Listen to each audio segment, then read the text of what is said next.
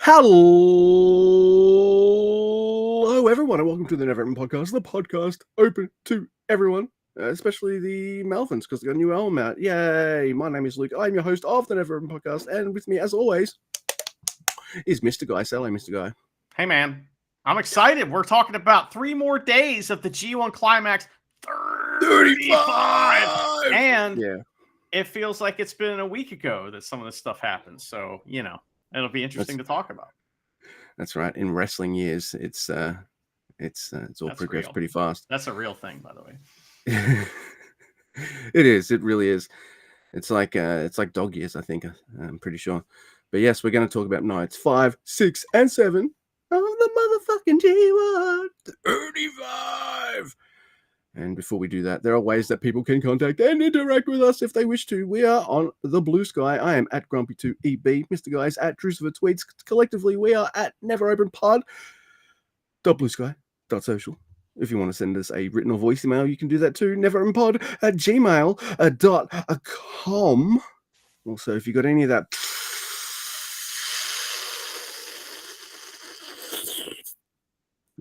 Sasha Banks money, kick it our way. We have a Teespring store where you can buy merch that'll make you look never as fuck. Also, watch me do the whole intro and the whole show with Mr. Guy on YouTube. Yay, we're on YouTube. Hello, Never Open Podcast. There you go. Boom. Like, share, subscribe. Boom. Yeah, if you want. We appreciate you guys for listening, though. There's some of you. Yeah. But thank you to our dear listener for listening in. Hi, Jay. Well, there's more than one. She is number one, though. So, yeah. Luke, night 5 was at Otis City Gymnasium. And Chris and Walker were on the call. But before the show started, we got some news, a little update, if you will.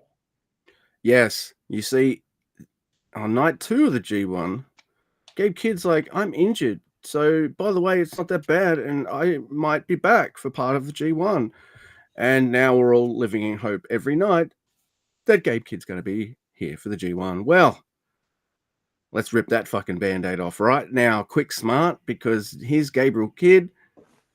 He's in the ring, and he is out of the G1, which we could probably guess by now, but he's definitely out, and all that kind of stuff. So, yeah, it's really fucking devastating. I love Gabe Kidd. I would have loved to have seen every single fucking match that he was supposed to have had. So, it's just one of those things that happened. It sucks, but yeah. Now, this does lead to some funny shit on commentary where Walker is constantly talking about whether somebody earned a point or not. It makes me laugh every time he says it. He'll be like, this guy hasn't even earned a point yet. Yeah, he's talking about fucking the champion, the world champion. I'm like, dude, yeah, exactly. Shut up, man. It's really funny. But yes, he did earn it. He earned it because the other cunt fucking forfeited. Yeah, that is the poop lining to this shit cloud, unfortunately. But that sucks. It's his demon knee too. Hope he doesn't have to have surgery. It's gonna fuck up the demon, man. But then, will that be cool though? Chicks dig deep. Baby. Yeah, I don't know. That might be cool. But anyway, yeah. Otis City Gymnasium. Yeah. We start off with Yoshihashi and Sho Mikato. Poor Sho Mikato versus Great Khan. And Bag. Hey, look, it's I'm Goto's friend. I'm gonna have all the fucking points. But also I'm jerking the Goto jerking curtain because here he is at the start. I do like that Great Khan hits Yoshihashi with some railing, and Yoshihashi is, oh shit! And that makes me laugh. Great Khan sits on him while he's on chairs as well. That makes me laugh as well. And then ladder bag for the win. So, yeah, that happened. Brian's ladder. Yeah, that's what it's called. Yes, Yoshihashi has a ring jacket now. That's not the Ninja Turtle one. That's like his tag ring jacket. He is a fancy man. And it's like, it looks like the top part of a martial arts gi, but just the top part. It's weird. Anyway, that was a match. Zack Sabre Jr. and Big Jagoff versus, it says Jam and ELP. Yeah. Definitely not Jam. Raspberry Jam. It might be Giotto. What is your favorite jam, Luke? Ooh, that is a good question. Well, strawberry. Yeah. Strawberry. Yeah, it's not fucking grape. Who are these people eating grape jam? Get the fuck out of here. Get a fucking bottle of wine, you assholes. Get out of here. Yeah, get that. But by the way, you ever get if you ever like the most fat boy thing you can eat, it's amazing. But man, it's not a good thing to eat. But man, if you're got a hangover and you're driving and you're going past McDonald's, you get a bacon, egg, and cheeseburger and you put the fucking strawberry jam on it. Oh my God. It is awesome. Awesome.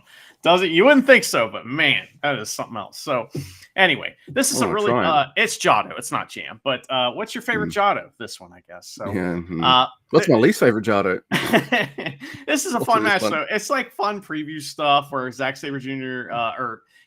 Flows his flippy side where he does a little 360 in the air. It's very silly. That's funny. Giotto gets his ass kicked. And then he fires up against the IWGP champion, heavyweight champion. And that is upsetting. ELP gets a sunset flip with extra stank to pin Jagoff. And the champs compare belts and they talk a little shit. They do.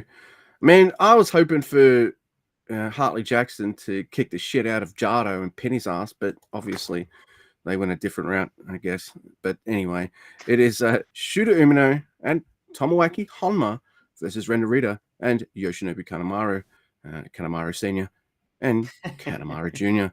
Have you noticed on commentary over the last few nights that they're bringing up the whole Ren Narita's doing Kanemaru shit? Yeah, they were doing it last time. They keep stealing your shit. Stealing my shit. Hey, thanks to our 2 listeners, Jay and Walker. We love you, Walker. We love Jay too, but Jay doesn't do commentary. Anyway, it's Hama gets wailed on for a lot of this. Aw. He does hit an assisted Kokeshi on Ren though. And right here, I hope Ren destroys Shooter. And I'm like, yes, I do. Hama even headbutts and lariats Ren, and then he eats whiskey. Wait, eats it? Yeah, he eats it. Eats it with jam and a bacon McMuffin or whatever the fuck. Then a push-up bra whack to the face. Ouch. And Ren pins Honma. So yeah. Shota avoids the post-match beatdown somehow, though, but which is upsetting. But wait, doesn't want to see he doesn't want to be seen getting beat up in front of babies. That's true.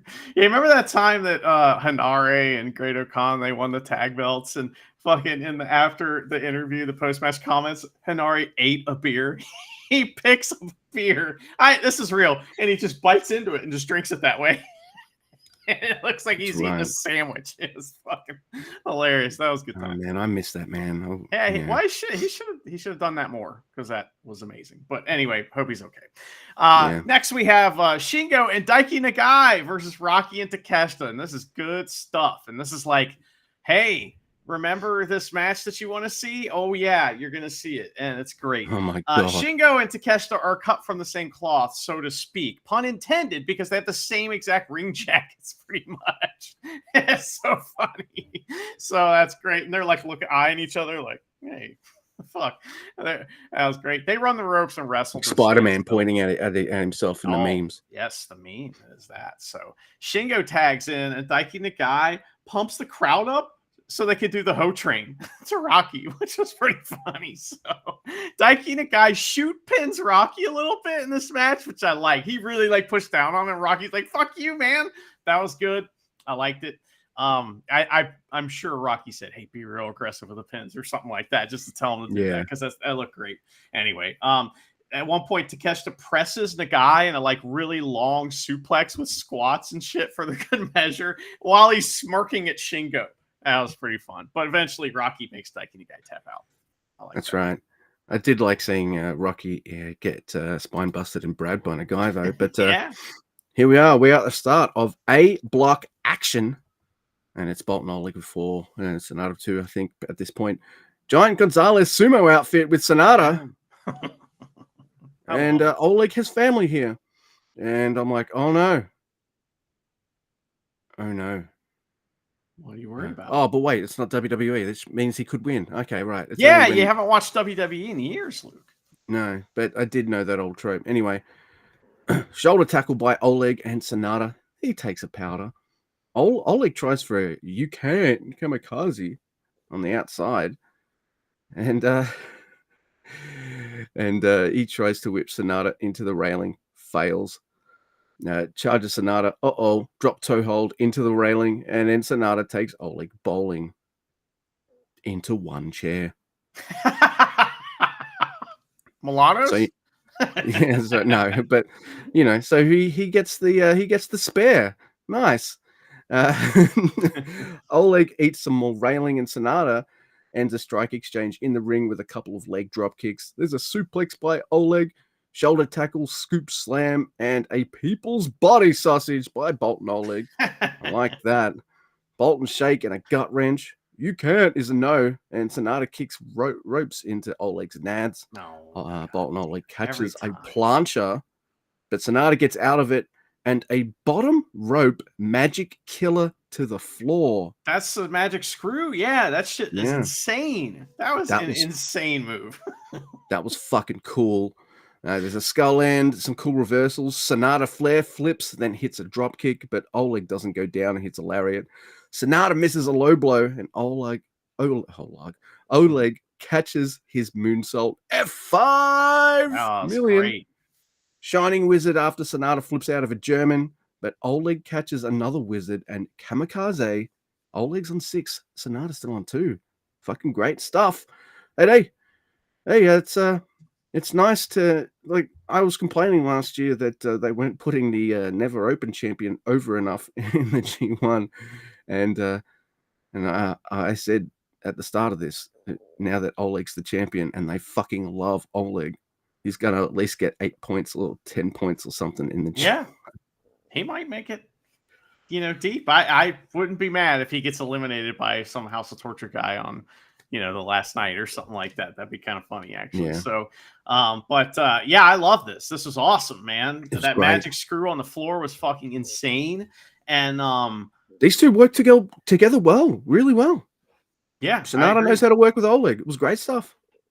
Yeah, I liked it. It was nuts, like the new Marvel.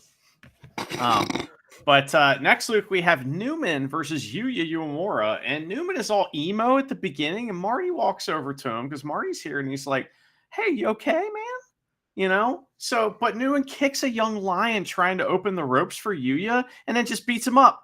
And Yuya handles it, no problem. Goes after Newman's arm, and I'm like, "Oh, hey, I know something different." Thank you, Lord. Good gee. Taking Callum out of his fucking wheelhouse right now. I was like, yes.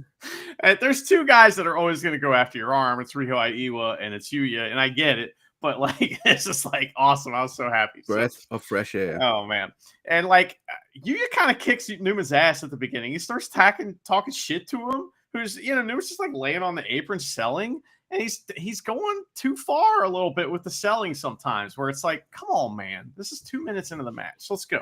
But double wrist lock. And Marty goes crazy asking Newman the question over and over again. And Newman spits on Yuya, and it's a lot of spit. And it's very gross. And you could see Yuya's like, come on, man, that was not cool or something. He didn't seem very happy about that, like for a shoot. No. It was very gross. So there's big running kicks from Newman, and Newman tries the Os cutter and gets caught in the arm bar, and it's cool. There's a rope break. Yuya gets kicked off the apron, and Newman hits a springboard double stomp to the floor, and it is awesome. Yeah. I like that a lot. So Marty counts from the apron for a second, and it looks like he's trying to give a speech to everyone. Standing on the apron on the other side of the ropes, right? And he sees guys' hands. I like it when people give up.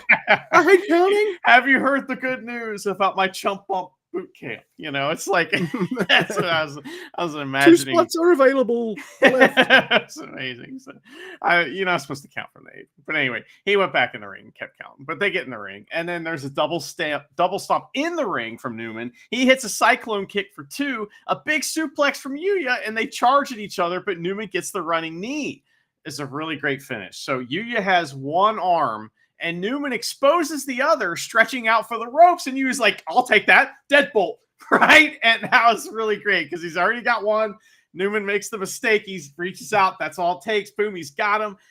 They roll to the middle, all right? and he hoists him up for a bridging deadbolt suplex, and Yuya wins. The finish was fucking awesome. Yuya's on 4 points. Newman is on 2. Dude, that was super cool. He just rolls with the deadbolt arms trapped and fucking boom. That was And great how he stuff. got it on was cool. You know, it was like everything about it was cool. I like that. I really like this match. Let's do something different with Callum. Yeah. And it fucking worked. Thank you, Yuya Uemura. Damn time. Jesus. Yeah, wrestled like a fucking 20-something. That was some fucking 30-something level shit right there. Oh my god. I love this match. Only Chumpy could ref this. And it is Taichi versus Evil. This is so awesome, dude. It's so awesome. House of Torture has Yasada and they're wailing on him. And Taichi comes in, he fucking boots Evil while he's still in his jacket. Evil powders and then eye rakes Yasada, trying to piss Taichi up. Taichi eats railing and the turnbuckle pad, and Taichi is whipped back in the ring. Taichi is whipped into the exposed corner. Multiple pins by Evil. Evil does a fake chop, then fakes out and eye rakes Taichi. Inzaguri in the corner by Taichi. Evil catches a roundhouse and eye rake. Taichi eye rakes him back and hits a kick. The pants are off. In the corner, Taichi waits to kick Evil and Farley holds his leg. Lariat in the corner and fisherman suplex for 2 by Evil. Isn't it nice? Like, Yujiro's on fucking holiday. I just noticed that. Holy shit. Yeah, he hasn't missed the G1 in a long time, man. Even if it's just preview tags, right? Yeah. Thank you, Don Farley. You're my only hope. No show either, but, you know, that's okay. Maybe he'll show up on the last night. Yeah. They got enough members now that some of the other members can go chill out in the House of Torture. That's funny. Yeah. So there's fisherman suplex for 2 by Evil. Kawada kicks and a backhand by Taichi. There's some cool reversals, and Evil grabs Marty to stop a dangerous suplex.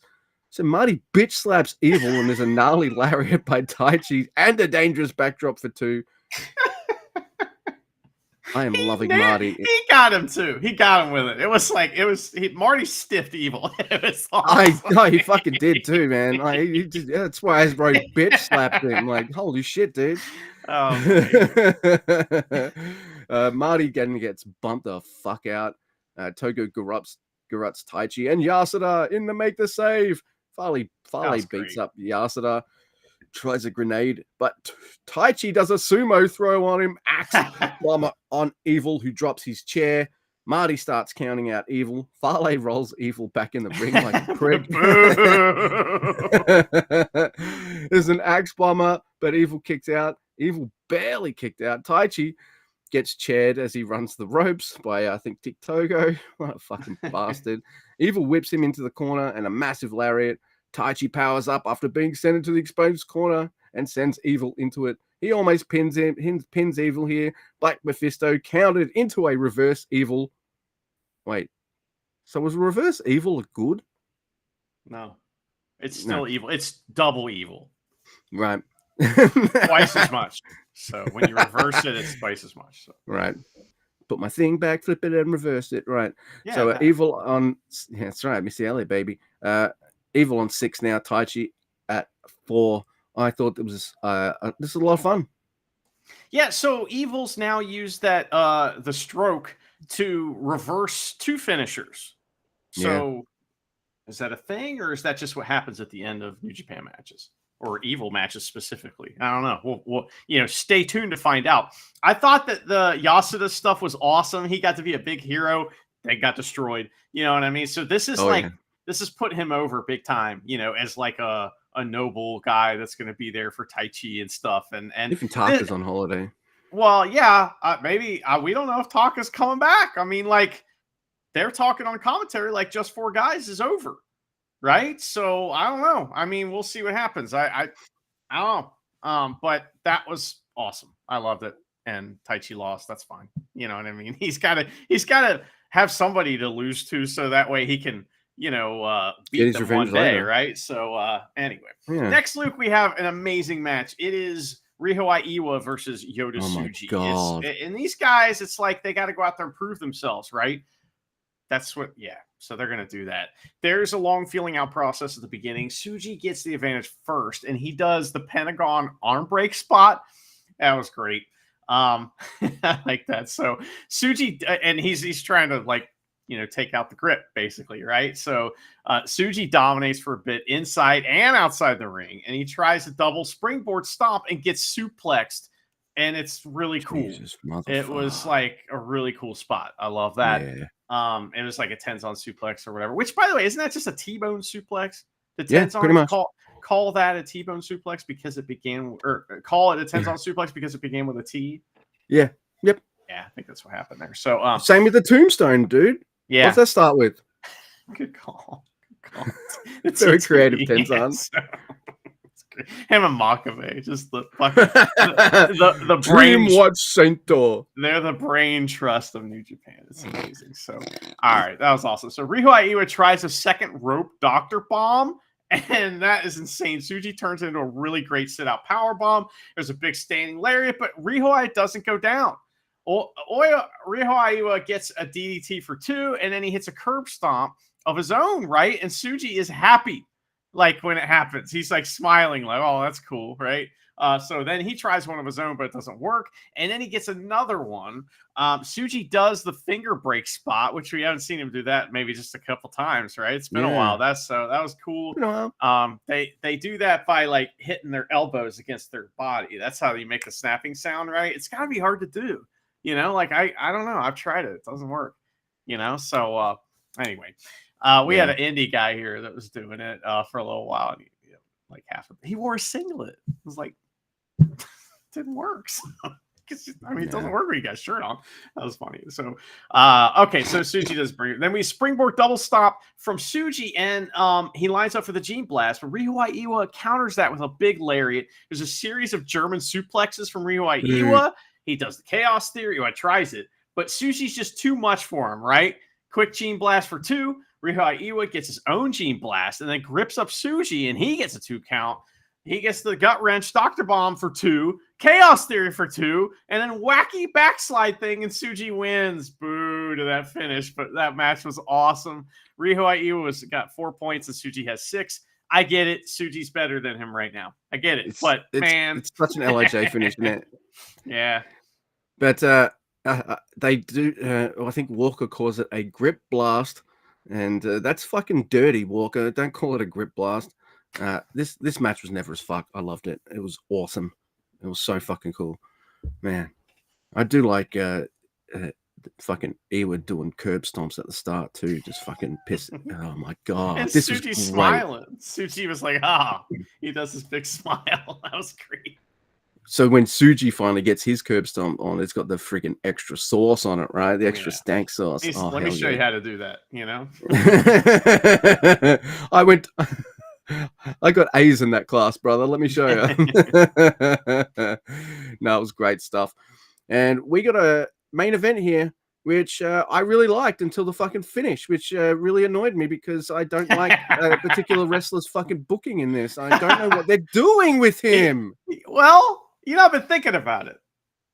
I think Tanahashi's going to the finals, man. I don't know why. I don't know. It just seems like, would this be his way to get into the main event, at one last time? Is that kind of the story here? I don't know. We'll see.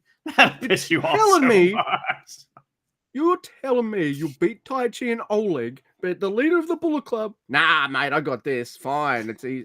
Fucking... This match is really good, though.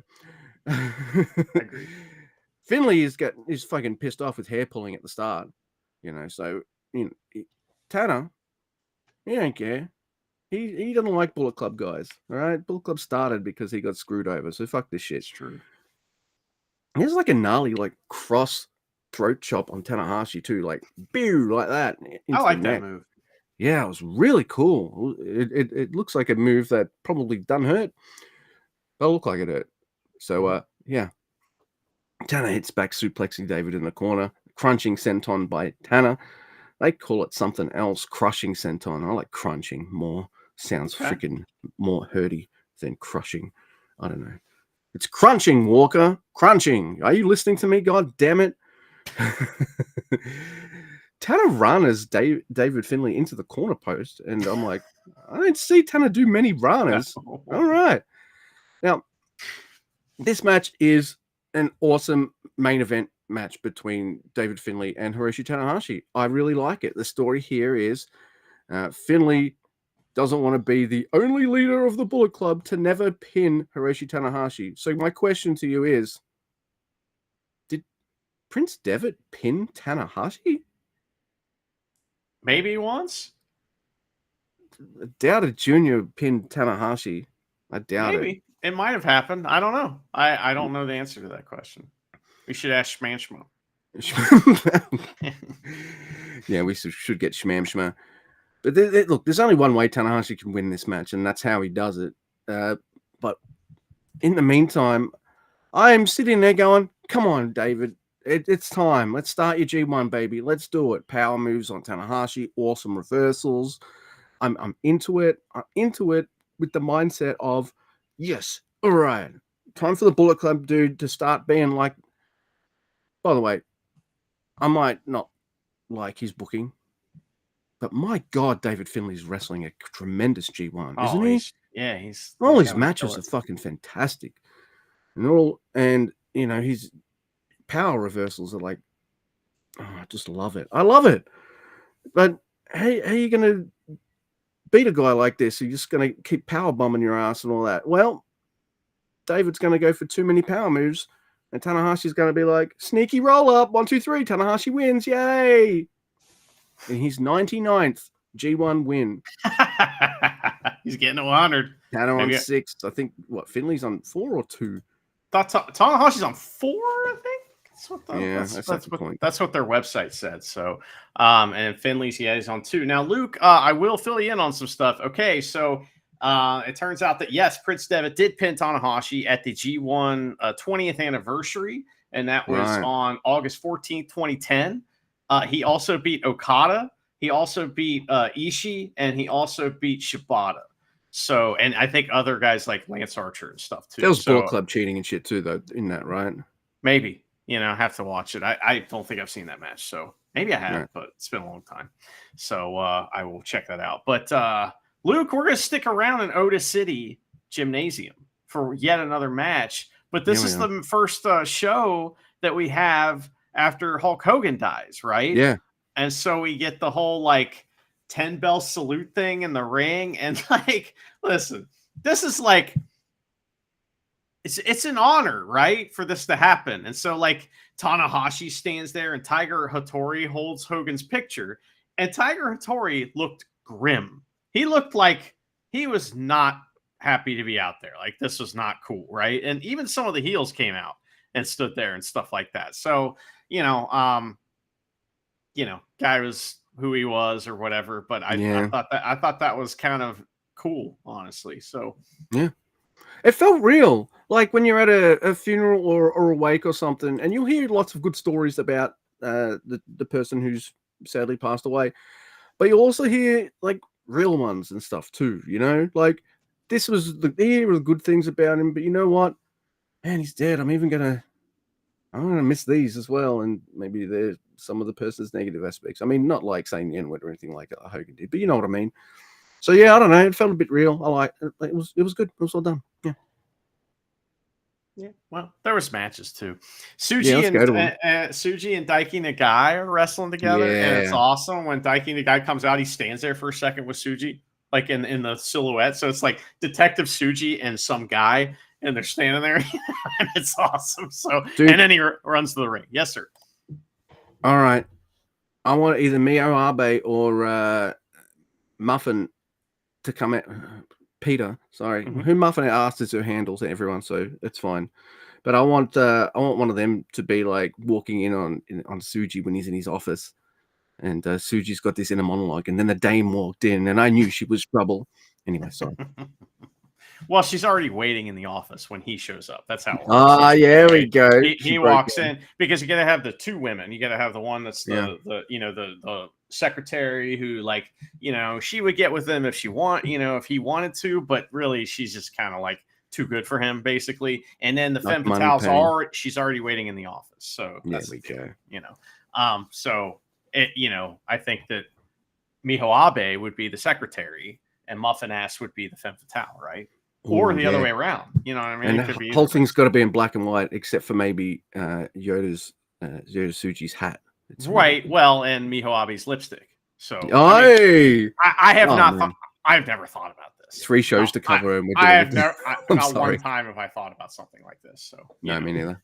Anyway, so Tsuji and Daiki Nagai are wrestling each other versus Bolton Oleg and Yano, and this is good times. Yo is on commentary.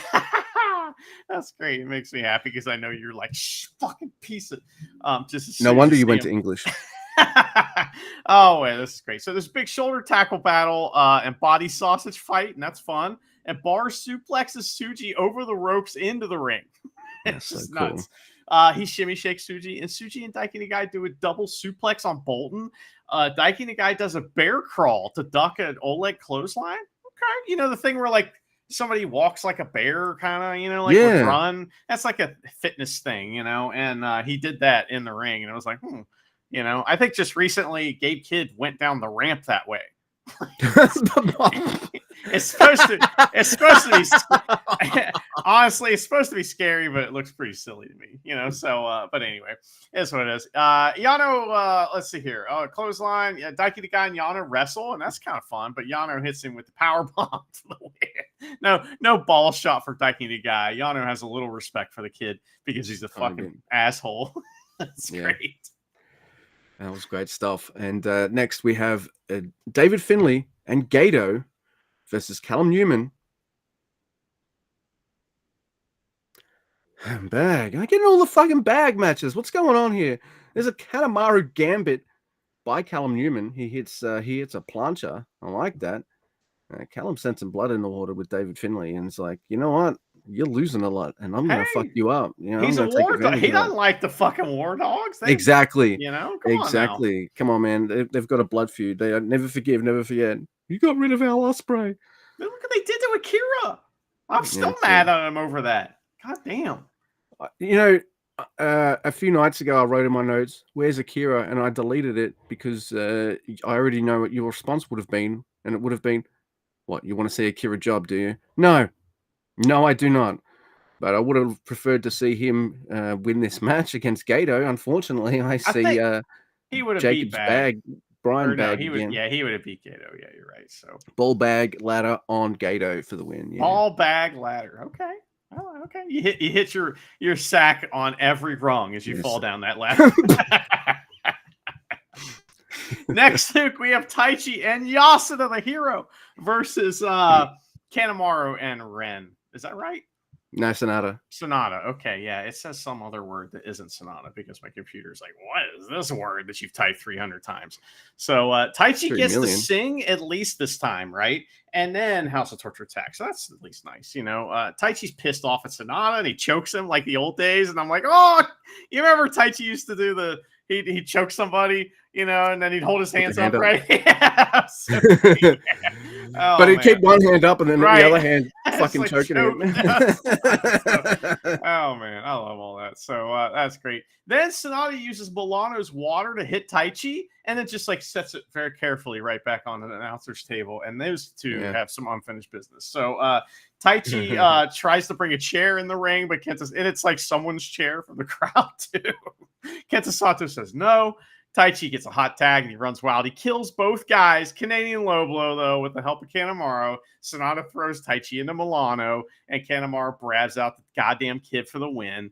And after the match, there's another throw Taichi into Milano, and Taichi tries to kill everyone with the guitar after it, and it's a big brawl. Taichi's so mad, and Milano tells him to fuck Sonata up for him. And Taichi's like, I will. We even get some Milano chants in the crowd as well. Yeah. That was pretty cool. That was good stuff. All right. So next we have Yu Uemura and Tomoaki Honma versus the Evil Dicks. Of course, Farley's out with them. Togo misses a Kokeshi, and it's Honma Mania. Yay! It's running fucking wild. Oh, yeah. He goes for a Kokeshi, but Togo moves. Evil rings the bell and Togo celebrates. Then that's when Honma hulks out, you on Togo, and suplexes him. Kokeshi on Evil, also a rocket Kokeshi as well. And Farley, he takes out Homer, Magic Killer, and Evil pins him. And there's a Darkness Scorpion, a Garrot, and Farley on Yu Yu Uemura, right? So he's got the Darkness Scorpion on him. Togo's coming over with the Garrot, and then Farley walks in and just steps on his back at the same fucking time. It was fucking awesome. That was funny. I like that. That was good stuff. So next, Luke, we have Tanahashi and Murashima. What a team versus Ryohei Iwa and Hartley Jackson. And Ryohei Iwa and Tanahashi start and do some decent preview stuff. Tanahashi does not respect the rope break here, man, which is irritating. And Ryohei Iwa counters the Dragon Screw with a pin. Good idea. I like that. That's a very Tanahashi thing to do, right? So Hartley and Murashima's in, and this is a lot of fun. So they're getting their shit in and trying to hit each other and stuff. But then everybody's doing team moves now. Like everybody. Have you noticed that? So like now everybody's got a move where like, the guy in the hold and then another guy comes along and hits him with a move. They're doing that shit in this match too. So Tanahashi and Murashima do that to Hartley, and then Murashima gets squished by Hartley with a senton, and everyone has a good chuckle. And everyone except Murashima, and Hartley smiles and he's having a good time. And Chris calls it a quit the business move, is what he called it. Which is pretty funny, So Murashima, he does get to pounce the big man and slams him, and that's fun. And he tries to grab Hartley, but he gets jagged off, and Hartley pins him for the win. Yeah. Oh my God. By the way, I've had no complaints about Chris Charlton. Either that or I've tuned him out or he's been better. So I'm going to give him benefit of the doubt. He's been better. So yeah. Anyway, next we have the start of B block. Hey. Oh man, I got to cover. All right, fine. It's Yoshihashi versus the Great Khan. Chumpy's here for this. Hell yeah. Yeah. Keeping an eye on Yoshihashi. Oh yeah. Oh my God. I love seeing, like, they're on the outside, right? And Great Khan claws Yoshihashi's head while he's against the railing and just shakes him like a fucking baby. Oh my God. Great Khan, like he's a Shota Umino fan, huh?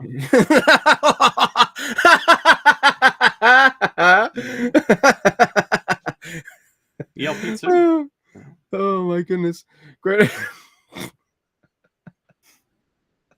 Shut up. I want to talk about Yoshihashi. No, you don't. Great Khan dumps Yoshi onto the apron and rolls him back in.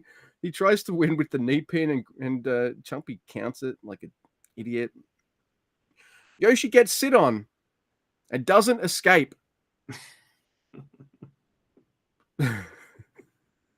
You know why?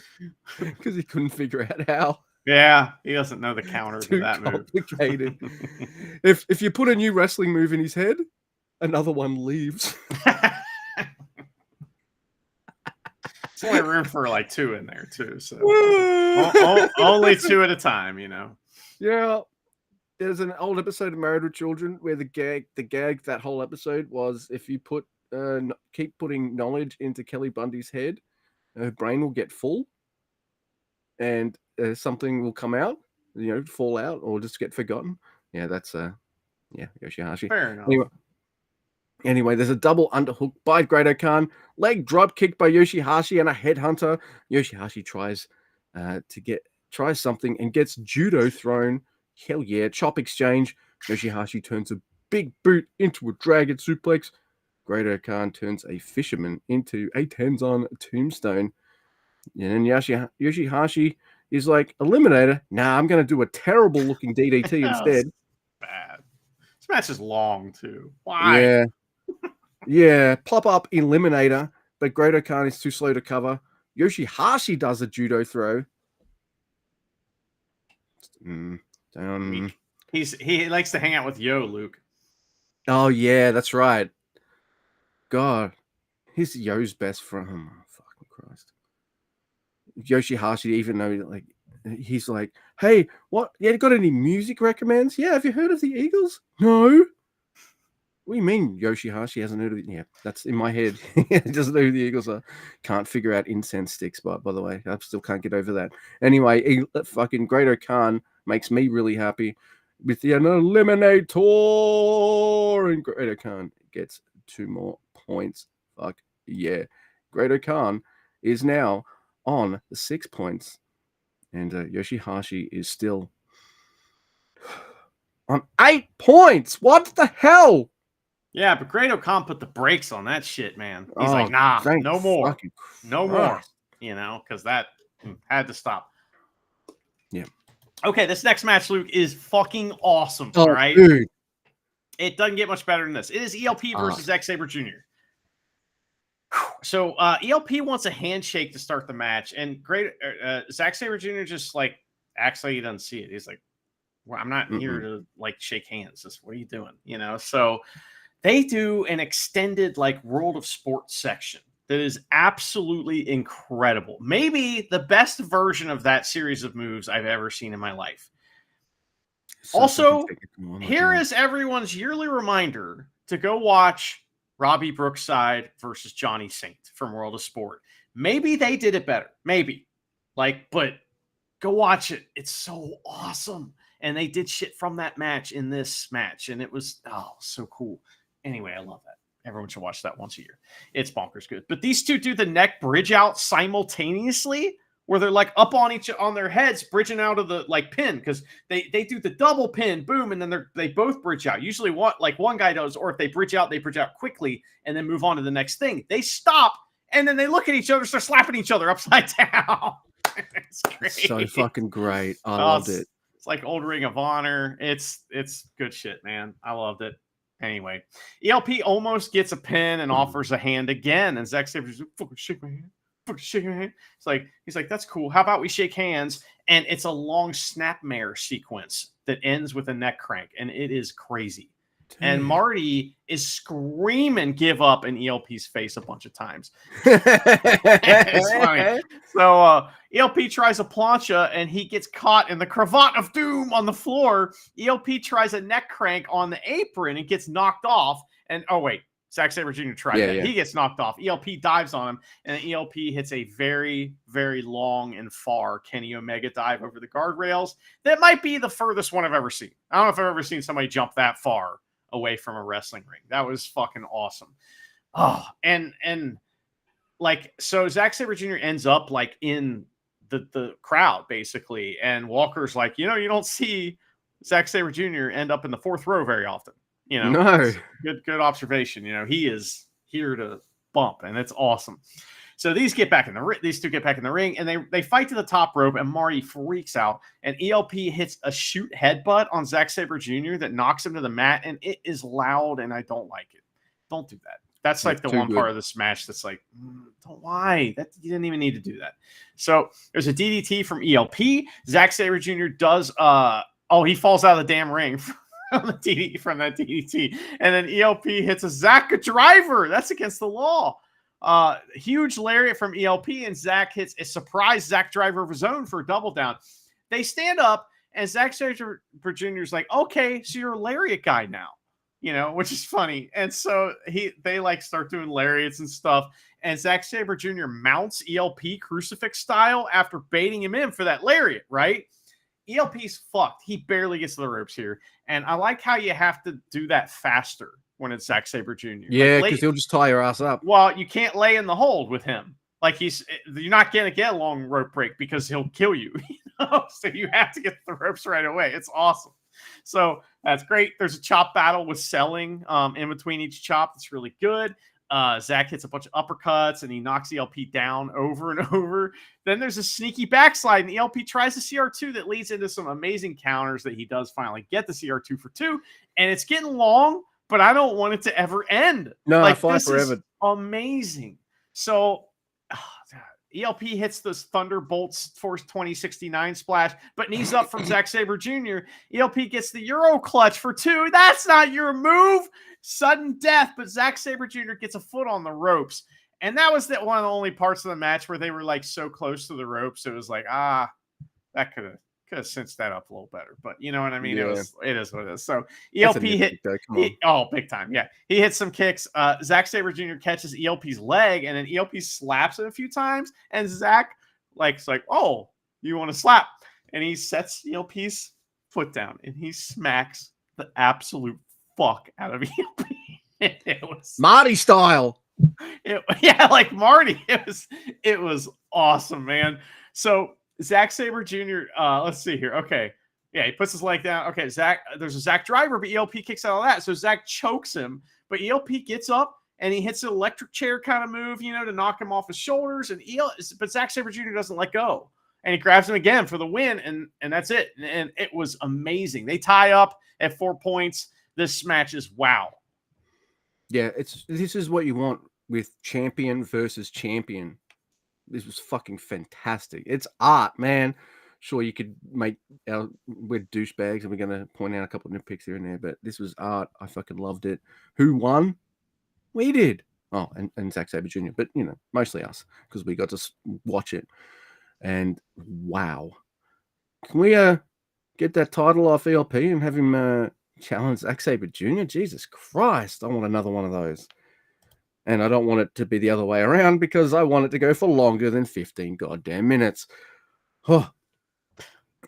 Next is a match that makes me really happy and puts a gigantic smile on my face forever. And it's... Why do you sound so angry? I don't... Shut up. It's Shota Umino versus Ren Narita. Ren likes powder and he likes to take them. Reminds me of Jay White. Well, I'm excited for this match. I'm outside now. Bye. Ren gets his leg caught on the top rope and Shooter does some fuck your leg. Shooter then gets sent into the railing and Ren boots him over the rails. And by the way, you want to know what the trend is for this G1? And I know it's something that's been done in wrestling a lot, all the time. But in a lot of matches in this G1, what are we doing? We're doing all sorts of different kinds of, you're getting sent over the railing spots. Yeah. Everyone's going in the crowd, man. Like it's every other match. But, but multiple matches a night. It's But you're right. It's specifically that way too. You're right. Yeah. It's like that's how they're getting out to the crowd. It's like a move on the rails right there. Yep. It's the new trend. You watch wrestling do lots of it now. Shooter uses Ren uses one chair as bait and then racks Shooter with the other one. Take that, Shooter's dad, fucking idiot. Ren goes fuck your arm, bending it through the rails. And Chumpy in a previous match gave a spot like this a 5 count. Red Shoes just starts the 20. Fuck you, son. Ren sandbags at Shooter because he doesn't want to take a power bomb. And Ren does an arm bar and then does something cool and then kind of fucking switcheroonies all over Shooter Umino, grabs the other arm and arm bars that one when he gets close to ropes and stuff. It looks fucking cool. Shooter doing meteoras now. I'm like, Robbie Eagles is just like, bitch, are you for real? Yeah, but he's doing it to the opponent, like huddled in the corner to their back. It's kind of cool. Yeah, it is. It is. It's gnarly. But I just wanted to mention Robbie Eagles because he's amazing. Now, Shooter gets his power bomb now, then an STF, but Ren makes it the ropes. Shooter, then Shooter even hits a fucking knee smash because he pulls Ren back into the middle, knee smash, STF. Kanemaru rings the bell. Son of a bitch. Shooter doesn't like push-up bras and tells Ren to wake up. Exploded bridge by Ren. And Shooter kicks out. Now, Shooter is then put in a rear naked choke. And when he gets to the ropes, Ren eye rakes his ass and hits a German suplex. Now, I didn't see the exact spot where this happened, but Ren's got a busted nose. He's bleeding out the nose. Yeah, wrestle like it. He keeps it. What a badass. He just keeps going with his fucked up nose. I think it's when Shota lariated him out of the air when he did the guillotine. I think you might be right. Sure that's when it happened, but I don't know. And then you get something that shouldn't happen in a House of Torture match. And if it does happen, it ain't House of Torture's fault. It's fucking your fault. Do you know what that is? Clean The win. crowd goes like this. Narita, Narita, Narita. And he's being a dickhead heel. So this isn't them necessarily going like, this is them pretty much saying like, we want the House of Torture guy to win against Shooter Umino. Fuck Shooter. And I'm like, oh, wow. I mean, I know I'm not that hot on him. Hot on him. But, and I also want Ren to win, but dang, crowd, that's cold. That's fucking cold, dude. Fuck 'em, you know? Yeah, I loved it. Low blow. What am I talking about? I was typing that up. I saw the Ren Narita chant. And I was like, oh, god damn.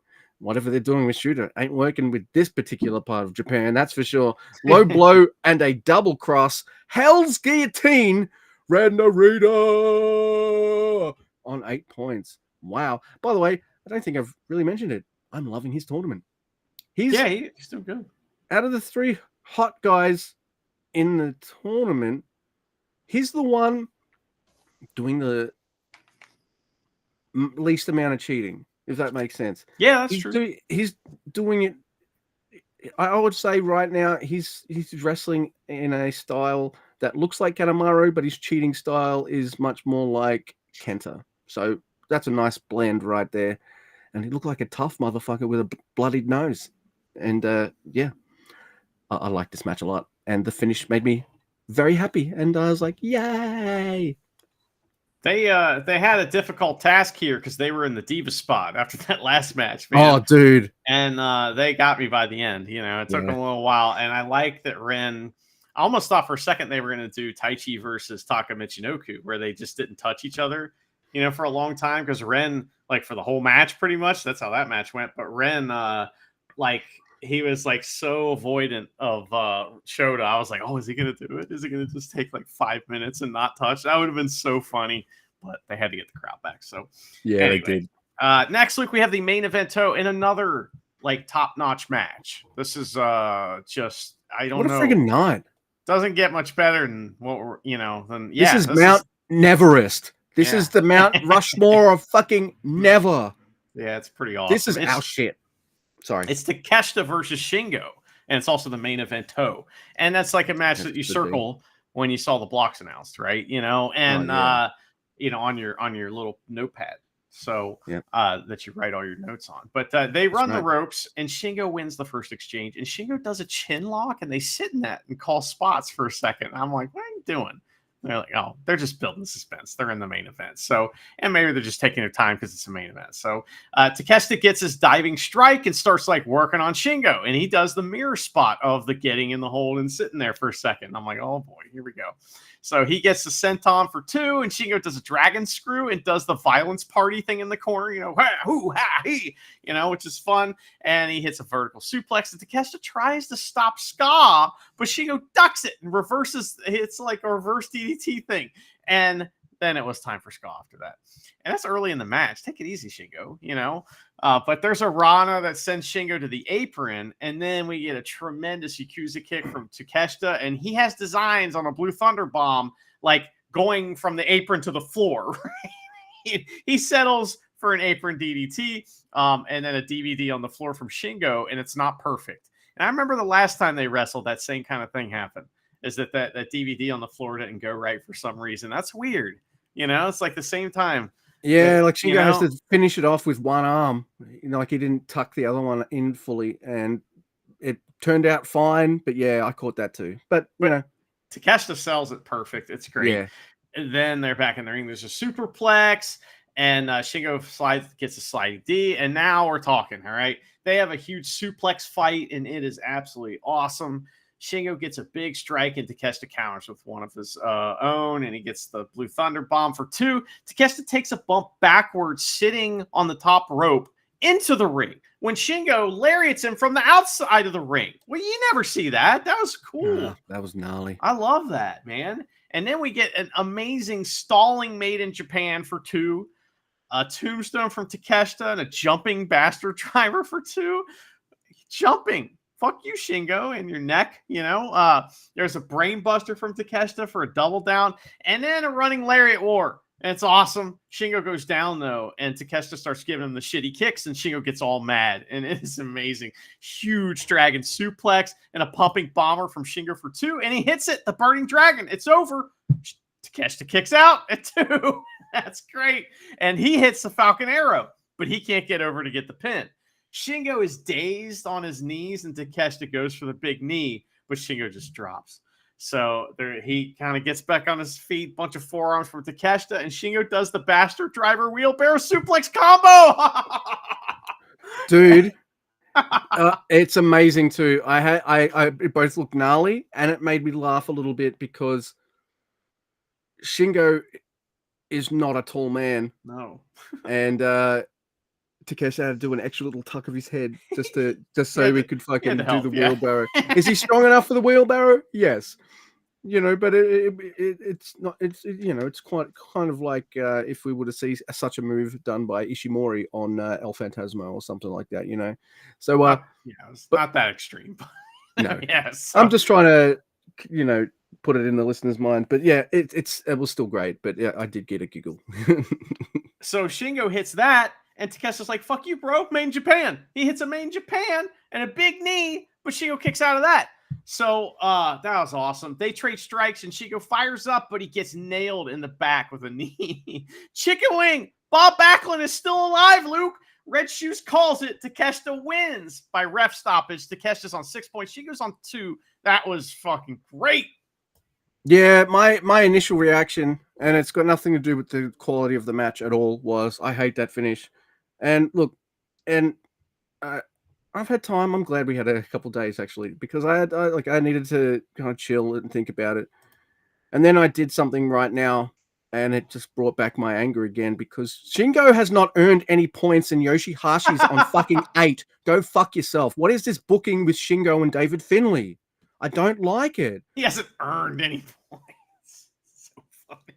So I saw the points, and I was like, oh yeah, time to even Shingo up a bit. And that's what. And besides, I like Takeshita, but Shingo's my favorite wrestler, and I can complain and handle it with David Finlay, and still be like, really?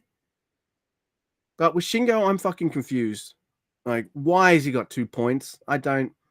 He lost maybe he'll the Naito rub. Shut that's why. up. Yeah, that's right. He lost. Yeah, but what? Yota Tsuji got the last piece of rub, so it hasn't shined off him yet. And now he's on 8 points. He's so young, it doesn't hurt him, right? I don't know. I'm just making sure. Oh man, it just hurts. I know. Oh my god, look, you're mad about a fictional tournament that. Fuck, shut up. I know. It's still a good match. I guess seeing a fucking gnarly never match like this end with a submission stoppage though is like, that's not a never open match finish as well. So, but I had a bit of time. I let it go, and it was fucking one of the best matches of the tournament, bar none. Mount Everest, baby. All right, so there. Okay. Night 6 was fucking hard to beat. You know what I mean?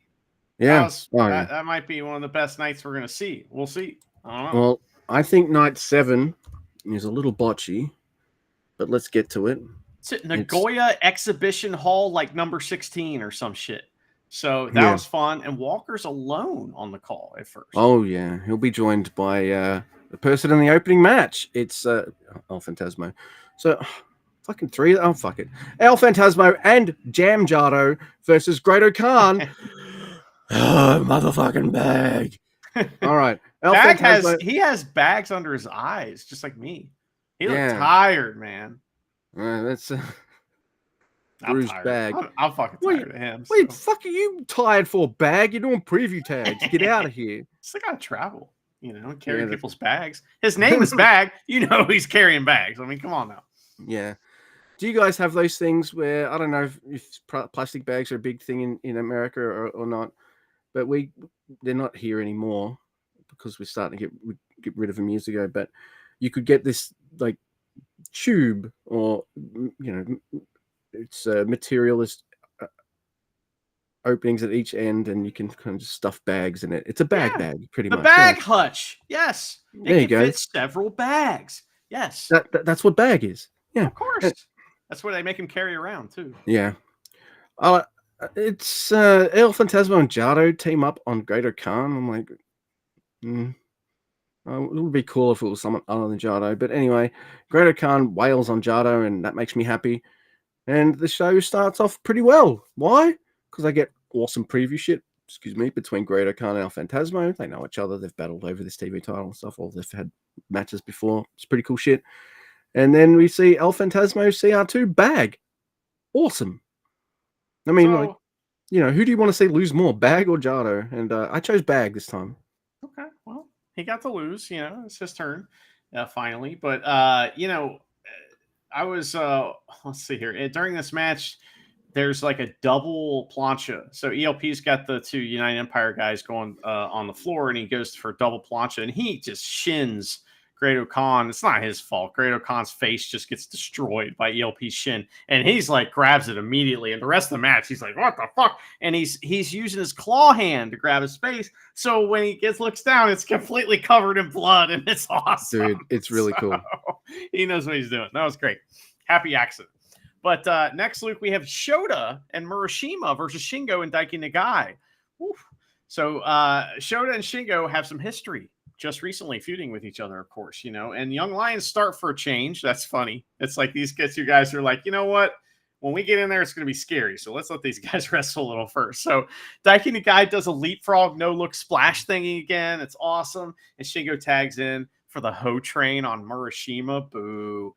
Shota tags in, and we get some like good preview stuff. The Young Lions back in, and Daiki Nagai does his babyface monkey flip, even though he's kind of not a babyface. But he slaps Murashima and gets a spine buster, and he grabs Murashita. So Shota comes in and saves Murashima, and we get some more between him and Shingo. Power slam. Murashima brags Daiki Nagai the fuck out. Yeah, he deserved that. Oh my goodness. All right, so next. Yeah, Murashima's like, I'm the fucking oldest young lion. Get out of here. You're fucked. Yeah, it was good stuff. And I'm looking forward to Shooter versus Shingo. And they better not fucking... I don't want to see Shingo in the Taguchi spot where he just ends on 4 points or something. Come on, is that preview? I don't like it. Anyway, next we have Drilla Maloney and Taiji Ishimori. Hell yeah. So that team's winning. But it says Yoshinobu Kanemaru not jobbing out fucking one of your top juniors. Get out of here. Versus Ren and Kanemaru. Drilla goes bowling. And then Ishimori goes bowling. And Walker says, like father, like son. And that makes me fucking laugh. I love that. Drilla wails on Ren and gives both hot guys back body drops, and Ishimori sneaks a win out on Kanemaru with a Gato clutch, which is a perfect kind of sneaky win you want for a match like this as well. So Ishimori keeping Kanemaru strong a bit there too. It's good stuff. Hartley and Zack Sabre Jr. versus Takeshita and Rocky is next, and ELP joins commentary. Rocky and Hartley start the match, I think. I stepped out of the room for a second. And TMDK beat up Rocky. That's fun. Zack Sabre Jr. is playing some mind games with Takeshita by keeping him from tagging in, And Takeshita does finally tag in. Takeshita shoulder tackles Zack Sabre Jr. and he goes flying. So he tries to knock Hartley off the apron, but it doesn't work. So Hartley comes in and gets forearmed out to the floor, right? That was a great spot. So, yeah. There's some great preview stuff from the two G1 participants, and Rocky and Hartley, they do something. And they're legal. And Rocky gets 2 forever elbows and then is murdered.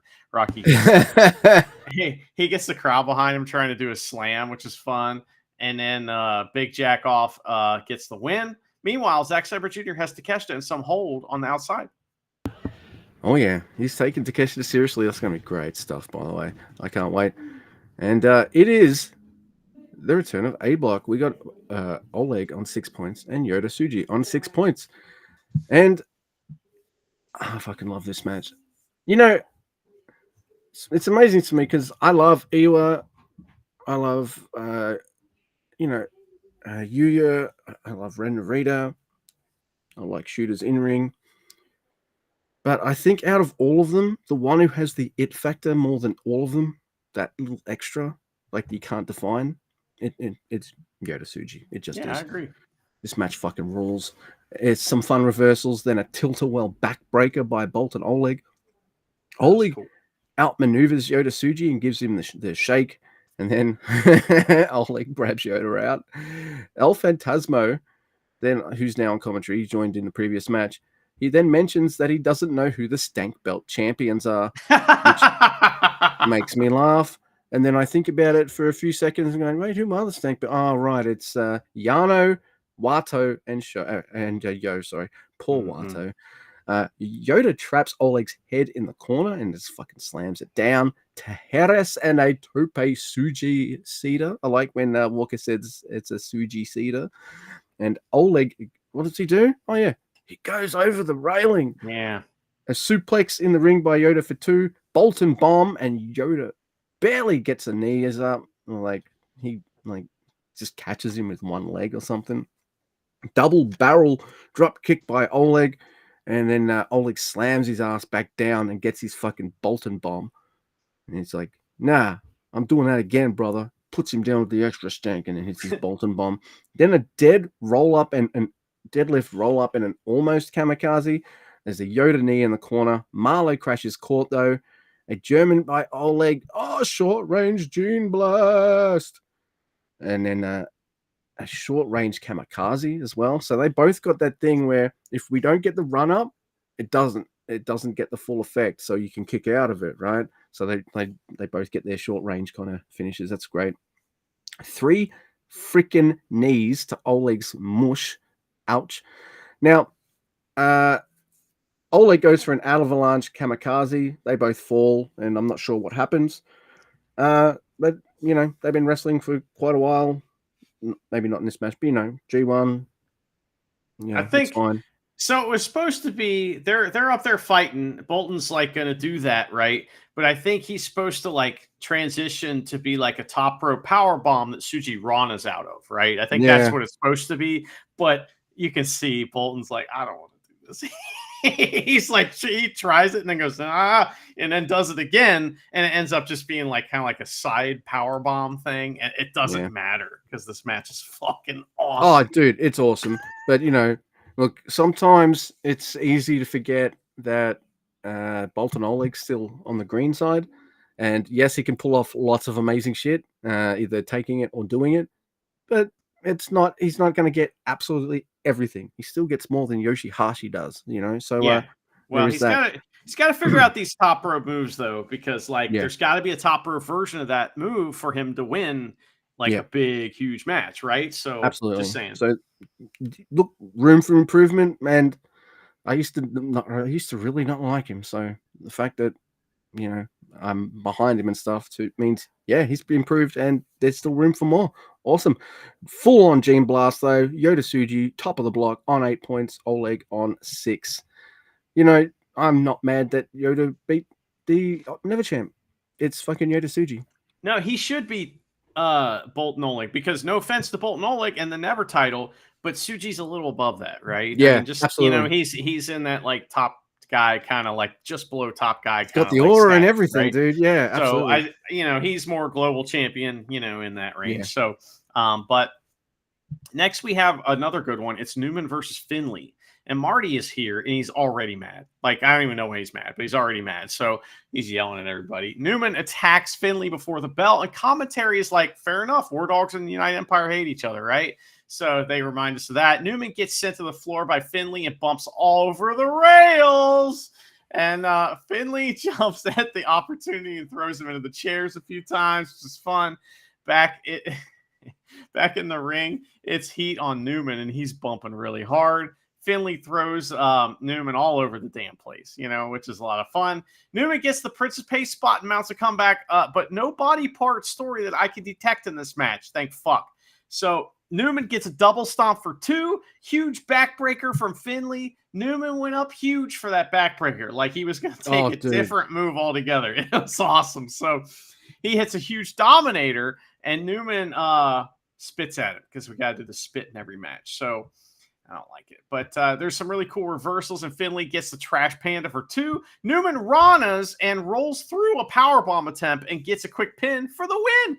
Finley goes after Marty. He can't believe it. He only has 2 points. He's losing his mind. He attacks Sho Mikado for no reason after the match. What are you looking at? Bow! And Newman sells to the back like he's dead. And it's like, take it easy, Newman, with the selling. Easy.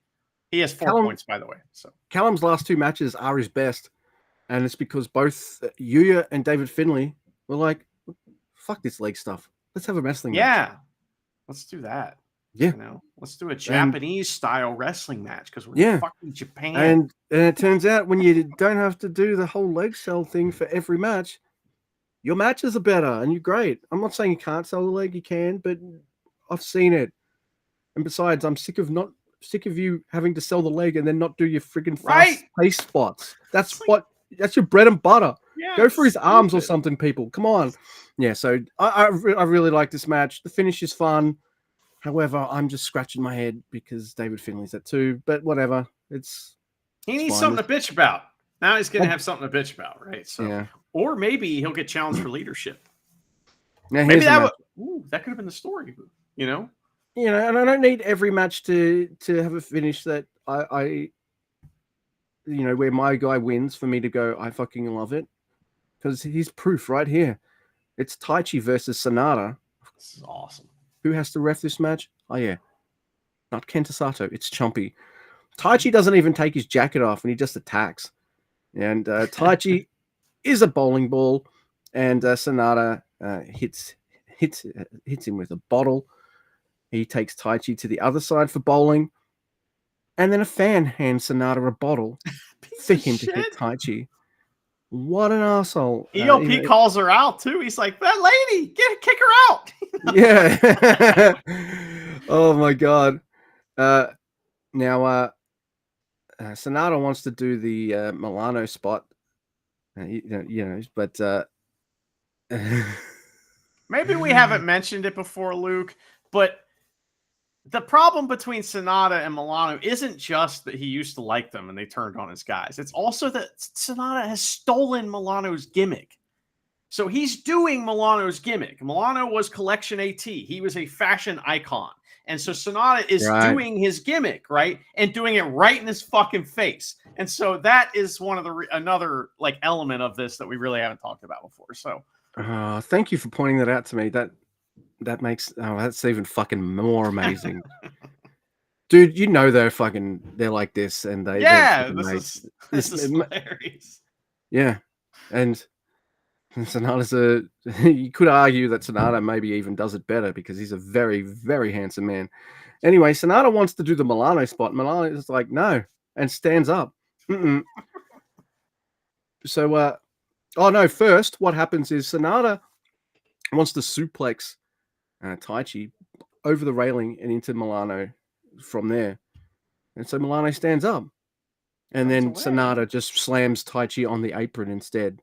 Total heel shit. It's like when Sho will make the C's part and then not do the fucking he makes Milano look like a chicken because Milano runs away and then he doesn't even do it. And Milano's like, fuck you. Made him look like a fucking bitch. Yeah. They close up on Milano and he's all pissed off. It's great. Oh my God, it's so fucking funny. Taichi, he starts getting control, but then, boom, there's Kanemaru. And Sanada, though, he's walking Taichi around, and he's not happy when Milano's still standing up. So he can't throw fucking Taichi into him. What? And then Taichi takes over and makes Sanada sit down on Milano's chair. Kanemaru comes to interfere. Taichi and Milano Irish whip Kanemaru into Sanada, and it is amazing. Sanada goes flying. Big Milano chant. Huge big Milano chant. So awesome. I like that. Sonata makes him look like a wimp, but he gets his own back and he gets some revenge, and it's been building to that for so long. I love that spot. It is. Well, Taichi and Milano, they have a secret handshake too that they do. Oh yeah, dude. That's hilarious. It is so freaking cool. Who would have thought you'd get mega face spots like this with freaking Taichi, right? It's so good. Oh my god. So we get a dangerous for two in the ring now. Almost a Black Mephisto, but Sonata grabs Marty. Pop up low blow. No. Taichi low blow Sonata. Just front kick to the Yeah. nuts. Gato clutch, but Marty's pulled out. God Oh, damn no. it. That was so good. That was like the perfect spot for that. And I was like, Yeah. fuck. Freaking low blow and a shining wizard by Sonata. Yasuda makes the save, drop kicking Yay! Sonata and Kanemaru, but Kanemaru sends Yasuda's ass into the railing. Taichi has the guitar. Sonata begs, whiskey spit, and then a bottle shot, then a guitar shot, and then Kanemaru rolls in that stupid friggin' Marty Asami, who counts the thread shoes. Never would have counted that, by the way. But, Kanemaru counts the 3. 1, 2, 3. Sonata. Taichi's going to have to get his revenge at some point, but it's not yet. So, both minute 4. I love this. This was so much fun. One of my favorite G1 matches so far. Dude, same. I was having a blast. Not just because Taichi's amazing. This Sonata, I like it. Yeah, and he got Milano involved and all that. I mean, it was so good, man. Yasuda got murdered after the match. Also, they're both tied on 4 points. That was good too. It kept Sonata from creeping up, right? And it kept Taichi, to even with him. It's like a lot of good, it like all comes together. I don't know. So good. So that's so good. Next, Luke, we have Yuya versus Evil. And Evil attacks Yuya before he gets a very expensive looking ring jacket off. So that's bullshit. He slams Yuya on the floor, and ELP asks a question that breaks kayfabe, where he's like, "Why does New Japan pay for Fale's hotel if they don't want him here? Doing all this stuff. Like, why are they paying Shut for up?" That's pretty funny. Walker is rendered speechless. So Evil laughs at Yuya after throwing him into exposed buckle, and Yuya tries a typical young lion comeback, the drop kick, like shoot him in the corner or shoot him in the ropes, drop kick. Evil stops, slaps on a single leg brag. That is a good spot right there. That is a very good wrestling spot. That wasn't a guy jumping off of something. You know what I mean? It was just something very simple, and there's a lot of layers to that. It was really good. So Yuya comes back and gets some good shit in, and this is a really good spot. Yuya gets back a backdrop suplex and then right into the double wrist lock, and it is a really good spot. Togo appears on the apron with the towel to this is awesome too. So Togo appears on the apron. He's got the towel to distract Red Shoes. I'm going to throw in the towel. This is so good.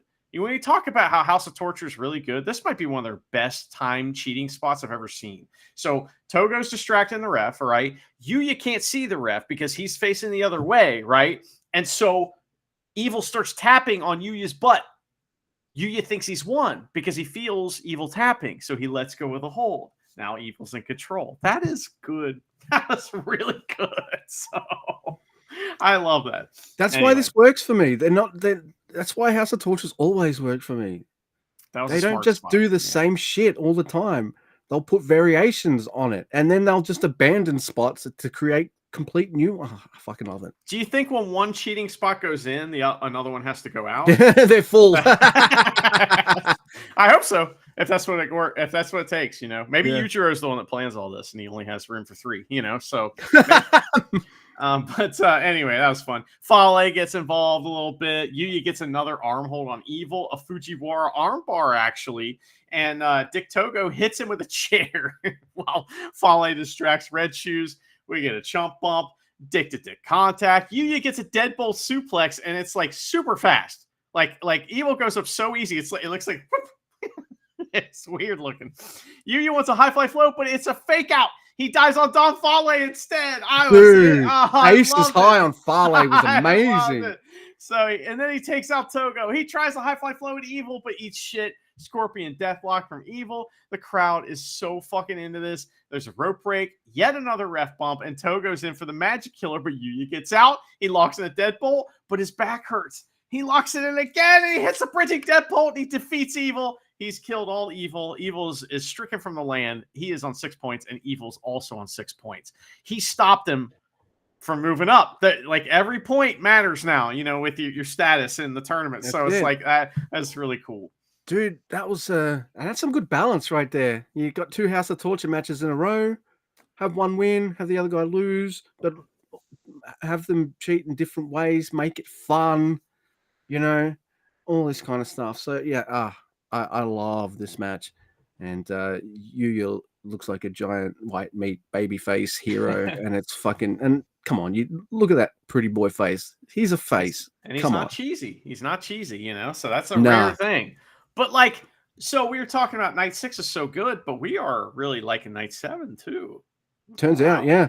Oh, Yeah. Oh, by the way, there was one call earlier on where Walker says something during the Callum Finley match that, War Dogs won that dog pound cage match, and we don't even know what happened to Osprey. And El Fantasma is like, you don't know where Osprey is? And Walker's like, yeah, I do. Yeah, I'm sorry, Walker, but you're good, mate, but El Fantasma is a fucking smart ass shit talker, and he will fucking go for it. But no, it was funny. Anyway, our main event. He's very comfortable on commentary. Oh, Unlike dude. some, he's very comfortable. Say He's whatever. a pro. That's where the whole kicking trees thing came from. Remember that? So... Oh yeah, I mean, he was talking about Bolton Oleg, saying that this guy fights mountains and he throws rocks at mountains and shit. Right. That's what he does for fun. So. Yeah. We got our main event. It's Ryohei Iwa versus Hiroshi Tanahashi, and we get Iwa winning a test of strength. So Tana has to break it. I like that. Corner crossbody by Tanahashi, then the crunching senton. Tana is knocked out of the ring, but he skins the cat and hits a twister shout. He can still do it. He can still do it. That was cool. You know what I'm glad about the Japan crowd? You know what chant that always annoys me? You still got it. I'm like, shut up. So I don't do that in Japan. So no. Yes. No, yep, he does you're going to hear it in London, I guess, but for Forbidden Door. Anyway, skin the cat and a twist and shout and sling blade. Iwa tosses him around like a sack of shit and does a fucking TMDK style senton. There's fuck your arm on Hiroshi Tanahashi, and Iwa even does a splash onto his arm, which is cool. Really cool stuff. Then we get the first one of the tournament. I know it's the first one because I make a note of every time I see this amazing move that I fucking love. Straight jacket German suplex on Ryohei Iwa. Yeah, you knew what I was going to say. Iwa is channeling some Zack Sabre Jr. with some of his submissions because he's hit submissions, fucking switches it around, just like it's awesome. And I love that. He's like this big bruiser looking guy. But hey, the grip works in two ways. You know, I can grip you and just throw you around like a sack of shit, or I can grip you into different submission holds and stuff. It is awesome. I love it. Or he can grip blast you too. Either one. So. Yeah.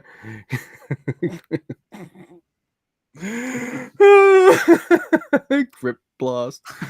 Oh my God. There's a fucking crunching splash by Iwa. It's not a high fly flow. No, but he does it. No, it's different. He just freaking. It's a body. It's a Hartley Jackson style splash, but from the top rope. Right. It's awesome. Then he hits a Dr. Bomb. It's fucking great. Tanahashi kicks out. He tries some things, even a sneaky roll up as well, Mr. Tanahashi. But they're running the ropes, right? And as this is so well done, as Tanahashi bounces off the ropes, he was already spinning, comes around, hits his fucking lariat, knocks the shit out of Tanahashi. 1, 2, 3. Ryohei Iwa pins Hiroshi Tanahashi. Holy shit. That was freaking fantastic. Tanahashi's on 4 and Ryohei Iwa's on 6. Oh my God. What a big deal. You know, and like normally we see the wrestler who's losing or who won going, thank you, brother. Thank you, brother. Thank you, brother. So here it was, Tanahashi was talking to Ryohei Iwa during the pin.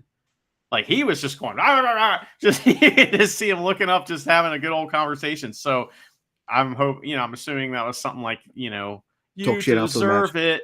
It was that. Yeah. So that's right. But man, what a great 3 nights. Yeah. Look for our preview episode next. We won't be doing that, but I think we're doing good so far. How you feeling about the G1 so far? I'm really enjoying the match quality. I'm really enjoying the characters as usual. It sucks Gabe Kidd's gone, but like I'm having a blast. Yeah, it's top notch. I absolutely loving it. Remember when I said at the start of this night, wasn't this night a little blotchy? And I think we only talked about what, one, and it was the Avalanche Kamikaze both fall down spot, which and didn't matter, you know. so no, it really didn't. This was a freaking awesome night, you know, top to bottom. I mean, you know, we still had. No, it wasn't. That wasn't a Yoshihashi match. It was the curtain jerk. So yeah, no, yeah, it was great. I feel bad for this block because they is this the block with Gabe Kidd, or is it the other block? I think it's this one because he came out the first night we talked about, which was 8 Oh, blocks. that's right. So I feel a bit bad for the gentleman in this block because they do have to try a bit harder. Well, they're getting points. They're getting points they didn't earn, Luke. No, and you have to earn them. It's the other block because he didn't wrestle Shingo. Oh, bad. Okay, so I fucked that up, but I feel bad for that block. They have to work a little harder and maybe even longer matches in order to, I guess I'm going to say fill in time, but essentially do that. Yeah. And, all the G1 matches are adding like 2-3 minutes to them. All three, like, so that's cool. It's good for us because we get to see really cool matchups that go for a little longer. But I will trade all that in for seeing all these Gabe Kidd matches. I like both blocks. There's like, I think usually I'll say by now, I usually prefer this block over the other block, but that's true. I'm digging both blocks. I'm not 100% huge on the point tallies, but that could change. You know, remember Best of Super Juniors when like everybody won? No, I still wasn't happy, was I? Yeah, right. So someone's doing my booking, and now I realize how much I hate it. That's good times. Oh my goodness! But yeah, this is awesome. I love the Best of Super Juniors this year. I'm loving this. I love round robin New Japan tournament season. I know you do too, and I love how they've been scheduling them the last couple of years, which means we don't have to sit here for 3 hours giving you 5 shows at once or watch 5 shows in a row. Like 3 is the most we'll get all tournament, I think, a couple times, and we've just done it. Boom, bish bash bosh, and they make it nice and easy for us by having some preview tags. We can just skim. Well, we watch them, but you know, we don't have to give you blow by blows and then just concentrate on the big stuff. Ah, man, I'm loving it. Are you loving it? Yeah, I told you that. Were you not listening? I wanted you to say it again. I was fishing.